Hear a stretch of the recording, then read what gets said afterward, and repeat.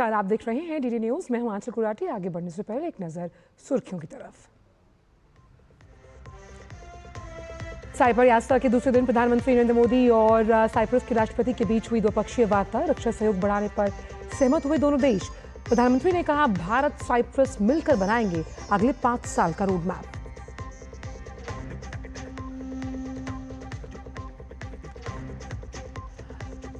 प्रधानमंत्री मोदी को the grand cross of the order of Makarios the third से किया गया सम्मानित।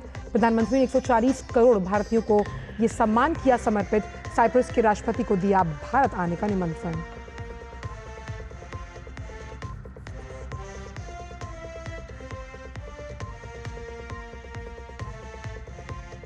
केंद्र सरकार ने जनगणना 2027 के लिए जारी की अधिसूचना। 2 चरणों में कराए जाने का ऐलान। लद्दाख, जम्मू कश्मीर, हिमाचल और उत्तराखंड में 1 अक्टूबर 2026 को, तो बाकी राज्यों में 1 मार्च 2027 तक पूरी होगी जनगणना।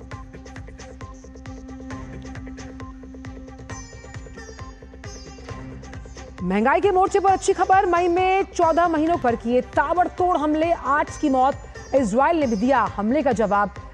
ईरान में पढ़ने वाले भारतीय छात्र छात्राओं के संपर्क में है भारतीय दूतावास।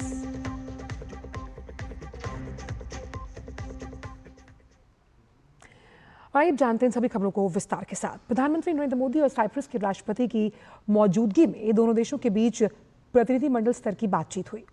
प्रधानमंत्री नरेंद्र मोदी ने कहा कि दोनों देश अपनी साझेदारी को रणनीतिक दिशा देने के लिए अगले 5 वर्षों के लिए एक ठोस रोड मैप बनाएंगे। उन्होंने कहा कि रक्षा और सुरक्षा सहयोग को और मजबूती देने के लिए द्विपक्षीय रक्षा सहयोग कार्यक्रम के तहत रक्षा उद्योग पर बल दिया जाएगा। अपनी साझेदारी को स्ट्रेटेजिक दिशा देने के लिए हम अगले 5 वर्षों के लिए एक ठोस रोडमैप बनाएंगे। रक्षा और सहयोग को और मजबूती देने के लिए द्विपक्षीय डिफेंस कोऑपरेशन प्रोग्राम के तहत रक्षा उद्योग पर बल दिया जाएगा। साइबर और मैरीटाइम सिक्योरिटी पर अलग से डायलॉग शुरू किया जाएगा। क्रॉस बॉर्डर टेररिज्म के विरुद्ध भारत की लड़ाई में साइप्रस के सतत समर्थन के लिए हम बहुत बहुत आभारी हैं। आतंकवाद, ड्रग्स और आर्म्स की तस्करी की रोकथाम के लिए हमारी एजेंसीज के बीच रियल टाइम इंफॉर्मेशन एक्सचेंज का मैकेनिज्म तैयार किया जाएगा। हम दोनों सहमत हैं कि हमारे आपसी व्यापार और निवेश में बहुत पोटेंशियल है। प्रधानमंत्री ने कहा कि भारतीय पर्यटकों के लिए साइप्रस एक पसंदीदा स्थल है। उन्होंने कहा कि मोबिलिटी समझौते को जल्द पूरा करने के लिए काम किया जाएगा। Technology, innovation, health, agriculture, renewable energy, climate justice जैसे क्षेत्रों में आपसी सहयोग पर भी विस्तार से बात हुई है। साइप्रस में योग और आयुर्वेद के प्रसार को देखकर हम उत्साहित हैं। भारतीय टूरिस्ट के लिए भी साइप्रस एक पसंदीदा डेस्टिनेशन है। उनके लिए डायरेक्ट एयर कनेक्टिविटी बनाने पर जोर दिया जाएगा। हमने निश्चय किया कि मोबिलिटी एग्रीमेंट को जल्द पूरा करने के लिए काम किया जाएगा। प्रधानमंत्री नरेंद्र मोदी ने साइप्रस के राष्ट्रपति क्रिस्टोडोलिडेस को भारत आने का न्योता दिया। प्रधानमंत्री ने कहा कि दोनों देशों के बीच संयुक्त राष्ट्र को समकालीन बनाने के लिए जरूरी सुधार को लेकर विचारों में समानता है। उन्होंने साइप्रस द्वारा सुरक्षा परिषद में भारत की जो स्थायी सदस्यता है उसका समर्थन करने के लिए भी आभार जताया है। साइप्रस द्वारा सिक्योरिटी काउंसिल में भारत की स्थायी सदस्यता का समर्थन करने के लिए हम आपके आभारी हैं। पश्चिम एशिया और यूरोप में चल रहे कॉन्फ्लिक्ट को लेकर हम दोनों ने चिंता व्यक्त की है। इनका नकारात्मक प्रभाव केवल उस क्षेत्र तक सीमित नहीं है। हम दोनों मानते हैं कि यह युद्ध का युग नहीं है। संवाद से समाधान और स्थिरता की बहाली, ये मानवता की पुकार है। मेडिटरेनियन क्षेत्र के साथ कनेक्टिविटी बढ़ाने पर भी हमने बात की। हम सहमत है कि India middle east Europe economic corridor से क्षेत्र में शांति और समृद्धि का मार्ग प्रशस्त होगा। राष्ट्रपति जी, मैं आपको भारत यात्रा के लिए सादर निमंत्रित करता हूं। साइप्रस यात्रा के दूसरे दिन प्रधानमंत्री नरेंद्र मोदी का राष्ट्रपति भवन में औपचारिक स्वागत किया गया। इस दौरान वहां के राष्ट्रपति ने प्रधानमंत्री मोदी की अगवानी की। प्रधानमंत्री ने साइप्रस के पहले राष्ट्रपति आर्कबिशप मार्क्रियोस III की मूर्ति पर माल्यार्पण भी किया। गौरतलब है कि बीते 23 वर्षों में साइप्रस किसी भारतीय प्रधानमंत्री की ये पहली यात्रा है। प्रधानमंत्री मोदी ने साइप्रस को भूमध्य सागरीय क्षेत्र और यूरोपीय संघ में एक करीबी दोस्त और एक महत्वपूर्ण भागीदार बताया है। प्रधानमंत्री नरेंद्र मोदी और साइप्रस के राष्ट्रपति के साथ हुई द्विपक्षीय जो वार्ता है, उसमें दोनों नेताओं के बीच आपसी हितों से जुड़े कई विभिन्न मुद्दे थे, जिस पर चर्चा की गई।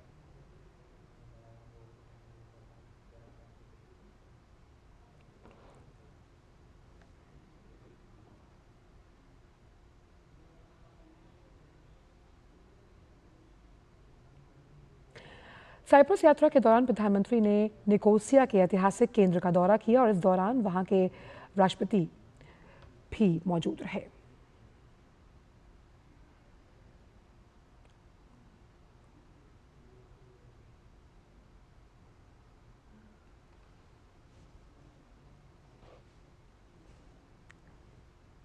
साइप्रस यात्रा के दूसरे दिन प्रधानमंत्री नरेंद्र मोदी को वहां के सर्वोच्च सम्मान the grand cross of the order of Makarios III से सम्मानित किया गया।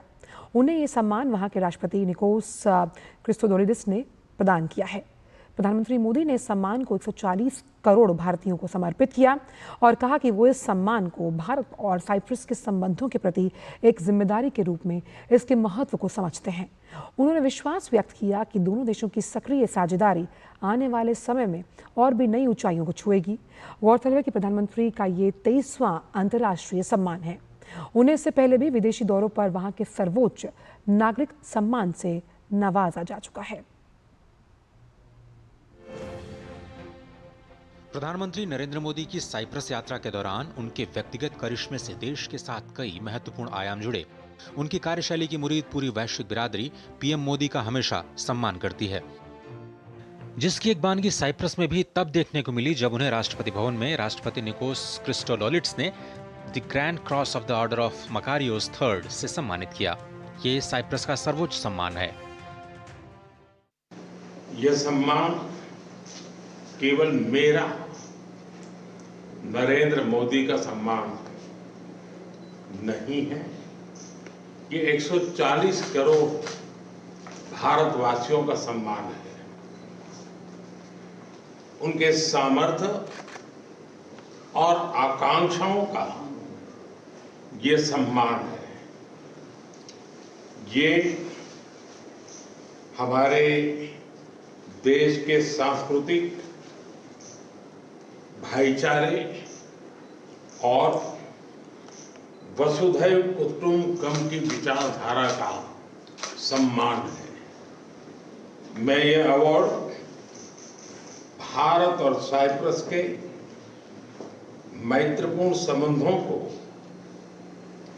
हमारे साझा मूल्यों और हमारी पारस्परिक समझ को समर्पित करता हूं। इससे पहले अप्रैल के महीने में भी प्रधानमंत्री नरेंद्र मोदी की श्रीलंका यात्रा के दौरान उन्हें वहां के राष्ट्रपति अनुराकुमारा दिसानायके ने श्रीलंका मित्र विभूषण सम्मान प्रदान किया था। किसी विदेशी नेता को दिया जाने वाला श्रीलंका का ये सर्वोच्च सम्मान था। इस अवार्ड से किसी भारतीय नेता को पहली बार सम्मानित किया गया था। प्रधानमंत्री को अब तक 23 शीर्ष सम्मान मिल चुके हैं। अलग अलग देश अपने सर्वोच्च नागरिक सम्मान देकर ग्लोबल लीडर के तौर पर पीएम मोदी की भूमिका को सम्मानित करते रहे हैं। पिछले साल जुलाई में प्रधानमंत्री को रूस के राष्ट्रपति व्लादिमीर पुतिन ने देश का सर्वोच्च नागरिक पुरस्कार दिया। PM Modi the order of Saint Andrew the apostle से सम्मानित होने वाले पहले भारतीय नेता हैं। नवंबर 2024 में नाइजीरिया के राष्ट्रपति बोला अहमद ने प्रधानमंत्री मोदी को grand commander of the order of niger प्रदान किया। प्रशस्ति पत्र में कहा गया कि प्रधानमंत्री के दूरदर्शी नेतृत्व ने भारत को एक वैश्विक शक्ति के रूप में स्थापित किया है। पीएम 56 वर्षों में पहले ऐसे विदेशी नेता रहे जिन्हें यह पुरस्कार दिया गया है। उसी माह गयाना के राष्ट्रपति इरफान अली ने पीएम को देश का सर्वोच्च राष्ट्रीय पुरस्कार द ऑर्डर ऑफ एक्सीलेंस से सम्मानित किया। यह अवार्ड विकासशील देशों के अधिकारों की रक्षा और वैश्विक समुदाय के लिए असाधारण सेवा के लिए दिया गया। उसी दिन पीएम को डोमिनिका की राष्ट्रपति सिल्वेनी बर्टन ने अपने देश का सर्वोच्च राष्ट्रीय पुरस्कार सौंपा। डोमिनिका अवार्ड ऑफ ऑनर कोविड-19 महामारी के दौरान मदद और रिश्तों की मजबूती में योगदान के लिए दिया गया। दिसंबर 2024 में कुवैत ने प्रधानमंत्री मोदी को अपना सबसे बड़ा राष्ट्रीय पुरस्कार दिया। कुवैत के अमीर मिशाल अल अहमद अल जबर अल सबा ने पीएम को द ऑर्डर ऑफ मुबारक अल कबीर से सम्मानित किया। अब तक चुनिंदा वैश्विक नेताओं को ही ये अवार्ड मिला है। इस साल भी पीएम को ग्लोबल अवार्ड से नवाजे जाने का सिलसिला जारी है। पिछले दिनों बारबाडोस ने प्रधानमंत्री को honorary order of freedom of Barbados दिया। वहां के राष्ट्रपति ने यह पुरस्कार प्रदान किया, जिसे पीएम की ओर से विदेश राज्य मंत्री पवित्रा मार्गरीटा ने प्राप्त किया। इसी वर्ष 12 मार्च को मॉरिशस के राष्ट्रीय दिवस समारोह में पीएम को वहां का सर्वोच्च नागरिक सम्मान मिला। राष्ट्रपति धर्मवीर गोकुल ने पीएम को grand commander of the order of star and की ऑफ द इंडियन ओशन प्रदान किया। किसी भारतीय को पहली बार यह सम्मान प्राप्त हुआ है। इन अवार्ड्स और ग्लोबल लीडर के तौर पर शोहरत के पीछे सबसे बड़ी वजह है पीएम का विजन, संपूर्ण मानव जाति के कल्याण और शांति संवाद का विजन। संघर्ष ही नहीं, पर्यावरण संकट और आतंकवाद जैसी वैश्विक चुनौतियों को लेकर भी पीएम का संदेश साफ है। समाधान के लिए सब साथ आएं, मिलकर प्रयास करें। आधुनिक तकनीक हो या विकास की डगर, पीएम ग्लोबल साउथ सहित सबको साथ लेकर आगे बढ़ने पर बार बार बल देते रहे हैं। यही वो दृष्टिकोण है जिसे पूरी दुनिया न केवल सम्मान से देखती है, बल्कि इससे मानवता का बेहतर भविष्य सुनिश्चित करने में भी मदद मिल रही है। Bureau report, TD news. और फिलहाल वक्त छोटे से ब्रेक का है, आप देखते रहिए टीडी न्यूज। LIC लाया है unit linked insurance plan index plus. जीवन बीमा पाइए और निफ्टी स्टॉक्स के साथ अपने मार्केट रिटर्न्स को तेजी से बढ़ाइए। इस अट्रैक्टिव कॉम्बिनेशन के साथ अपना कल सुरक्षित कीजिए। सिर्फ 2500 रुपए मंथली प्रीमियम से शुरुआत कीजिए। आज ही LICindia.in पर जाएं। जो लक्ष्य चुना था समझ आने लगा है। GLA यूनिवर्सिटी, उच्च लक्ष्य की निश्चित प्राप्ति। मेरी पसंद, मेरी पसंद, मेरी पसंद, मेरी पसंद, हमारी पसंद, हम सबकी पसंद। मजबूत देश का मजबूत सरिया हो गया स्टील। ब्रेक के बाद सभी का स्वागत और आइए अब खबरों के कारवां को बढ़ाते हैं आगे। केंद्रीय मंत्री भूपेंद्र यादव ने प्रेस कॉन्फ्रेंस कर साइप्रस यात्रा के दूसरे दिन प्रधानमंत्री नरेंद्र मोदी को वहां के सर्वोच्च सम्मान the grand cross of the order of Makarios III से सम्मानित किए जाने पर देशवासियों के साथ खुशी को साझा किया। उन्होंने कहा कि प्रधानमंत्री को यह सम्मान वहां के राष्ट्रपति ने प्रदान किया, जिसे प्रधानमंत्री ने देशवासियों को समर्पित कर दिया है। माननीय प्रधानमंत्री जी को साइप्रस में उनके देश का सर्वोच्च पुरस्कार मिला है। साइप्रस के राष्ट्रपति श्री निकोस क्रिस्टोडुलिफिडोस से ये जो सर्वोच्च पुरस्कार है, ये प्रधानमंत्री जी के व्यक्तित्व और कर्तृत्व के माध्यम से वैश्विक स्तर पर, पर्यावरण के स्तर पर, नेतृत्व के स्तर पर, अंतर्राष्ट्रीय स्तर में भारत के गौरव के स्तर पे उनके योगदान के लिए आज ये उनको सम्मान मिला है। उनको अंतर्राष्ट्रीय स्तर पर 23वां ये सम्मान मिला है। हम निश्चित रूप से ये भारत के लिए भी गौरव का क्षण है। उन्होंने कहा कि देश में पिछड़ा वर्ग समाज में धूल झोंकने का काम हमेशा कांग्रेस ने किया और अगर कांग्रेस और उनके नेताओं के मन में पिछड़ा वर्ग के विकास के लिए काम करने की भावना होती तो कांग्रेस ने अपने सालों के राज के दौरान इस काम को कर दिया होता। लेकिन जब देश में पहली बार प्रधानमंत्री ने पिछड़ा वर्ग के संवैधानिक आयोग के दर्जे की बात कही थी, उन्हीं की वजह से ये दर्जा मिल पाया, बल्कि सरकारी विकास की योजनाओं से करोड़ों पिछड़े समाज के लोगों का विकास हुआ है। इस देश में ओबीसी समाज के साथ धोखा करने का काम, छल करने का काम हमेशा से कांग्रेस ने किया है। अगर कांग्रेस के मन में कभी सच्चाई रही होती तो काका कालेलकर कमीशन की रिपोर्ट आने के बाद कांग्रेस ने कोई दूसरा कमीशन ही नहीं बनाया। हम तो प्रधानमंत्री जी का हृदय की गहराइयों से भी आभार व्यक्त करते हैं कि लंबे समय से जो यूनिवर्सिटीज में एकल पद का विषय होता था, सेंट्रल स्कूल में जो एडमिशन में रिजर्वेशन का विषय होता था, ओबीसी के संवैधानिक आयोग के दर्जे की बात थी, उन्हीं के कारण न केवल ये दर्जा मिला बल्कि उनकी आर्थिक कल्याणकारी योजनाओं के कारण देश के करोड़ों लोग गरीबी से मुक्त हुए। प्रधानमंत्री नरेंद्र मोदी कनाडा के प्रधानमंत्री मार्क कार्नी के निमंत्रण पर कनाडा जाने वाले हैं। G7 समिट के लिए भारत को मेहमान देश के तौर पर जो है उसका निमंत्रण दिया गया है और प्रधानमंत्री नरेंद्र मोदी के कनाडा यात्रा पर कनाडा में कार्यवाहक भारतीय उच्चायुक्त चिन्मय नायक ने कहा कि ये छठी बार है जब भारत को G7 के लिए आमंत्रित किया गया। ये दिखाता है कि भारत वैश्विक पटल पर कितना महत्वपूर्ण है।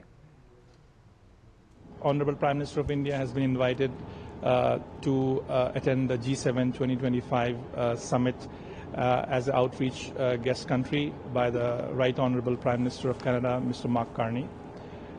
This is the 6th consecutive time India is coming to G7 as a guest country, which itself speaks for India's importance on the world stage today. In this particular G7, India will be speaking about energy security, innovation, new technologies like AI, quantum, etc., which are contemporary topics which affect all of us, and our views will definitely be noticed, I'm sure. केंद्रीय गृह मंत्रालय ने अगली जनगणना के लिए अधिसूचना जारी कर दी। जनगणना 2027 दो चरणों में कराई जाएगी। जनगणना 2027 1 मार्च 2027 तक पूरी कर ली जाएगी। केंद्र शासित प्रदेश लद्दाख और केंद्र शासित प्रदेश जम्मू कश्मीर, हिमाचल प्रदेश और उत्तराखंड राज्यों के बर्फीले क्षेत्रों के लिए संदर्भ तिथि 1 अक्टूबर 2026 होगी। इससे पहले केंद्रीय गृह और सहकारिता मंत्री अमित शाह ने एक उच्च स्तरीय बैठक में आगामी जनगणना की तैयारियों की समीक्षा की थी। जनगणना को 2 चरणों में कराया जाएगा। पहले चरण यानी कि मकान सूचीकरण और मकानों की गणना में हर परिवार की आवासीय स्थिति, संपत्ति और सुविधाओं के बारे में जानकारी इकट्ठा की जाएगी और उसके बाद दूसरे चरण यानी जनगणना में हर घर में रहने वाले प्रत्येक व्यक्ति की जनसांख्यिकी, सामाजिक, आर्थिक, सांस्कृतिक और अन्य जानकारी इकट्ठा की जाएगी। जनगणना में जाति गणना भी की जाने वाली है। जनगणना का कार्य के लिए जो है उसमें लगभग 34 लाख गिनती करने वाले लोग और पर्यवेक्षक के साथ ही लगभग 1.3 लाख जनगणना पदाधिकारी तैनात किए जाएंगे। जनगणना 2027 मोबाइल एप्लीकेशन का उपयोग कर डिजिटल माध्यम से की जाएगी। लोगों को स्वगणना का प्रावधान भी उपलब्ध करवाया जाएगा। ये जनगणना प्रक्रिया शुरू होने के बाद से 16वीं जनगणना है और स्वतंत्रता के बाद 8वीं जनगणना।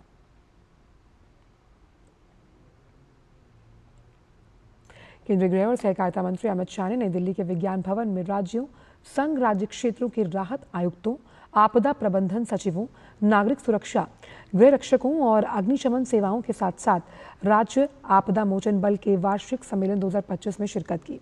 अपने संबोधन में अमित शाह ने एनडीआरएफ की प्रशंसा करते हुए कहा कि पिछले 10 वर्षों में आपदा प्रबंधन में भारत एक वैश्विक नेता के रूप में उभरा। उन्होंने कहा कि ये एनडीए में सीडीआरआई और एनडीआरएफ की बदौलत संभव हो पाया है।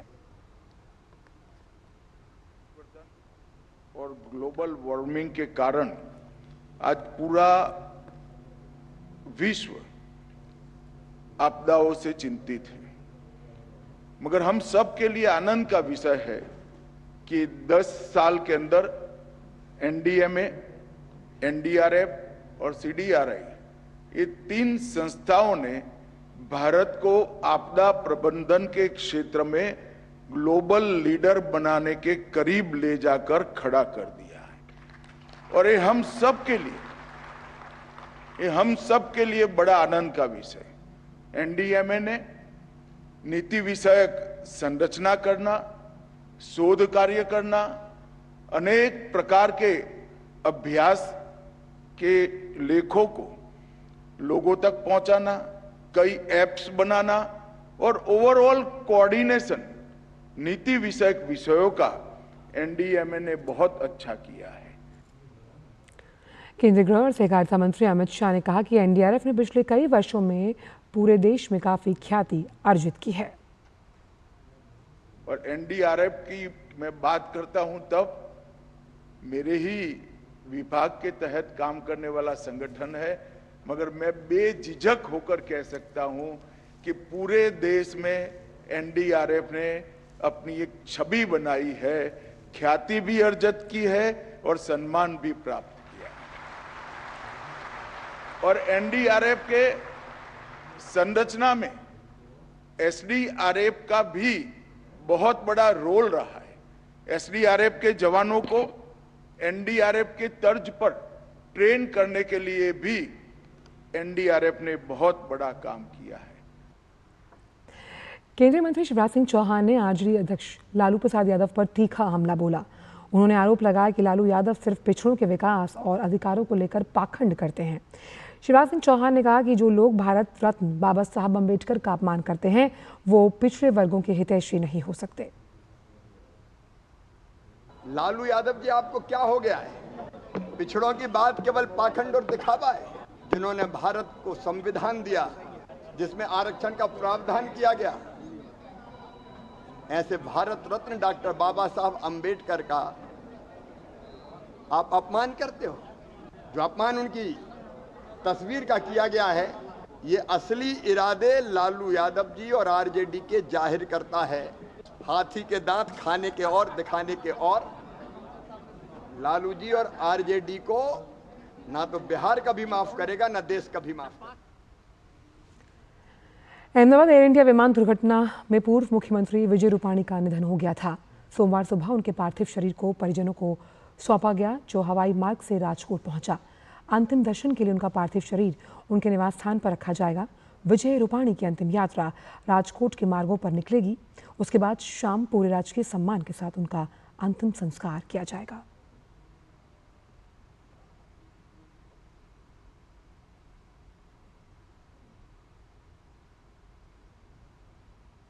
फिलहाल समाचारों में इतना ही। दीजिए इजाजत। नमस्कार।